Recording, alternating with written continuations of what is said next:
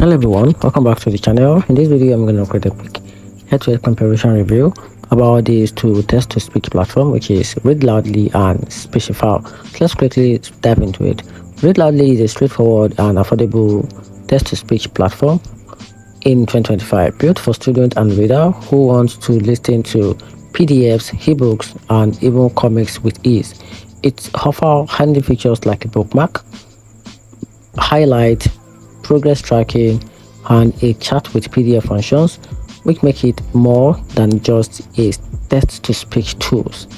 The browser-based setup is simple, and the credit system keep usage transparent with a premium voice available for more natural playback. Speechify, meanwhile, is the more polished mainstream choice, offering high quality voice, fast playback speed, also how to read printed text, and even seamless synchronization across devices. It's perfect for heavy multitaskers and the professionals who need speed and variety.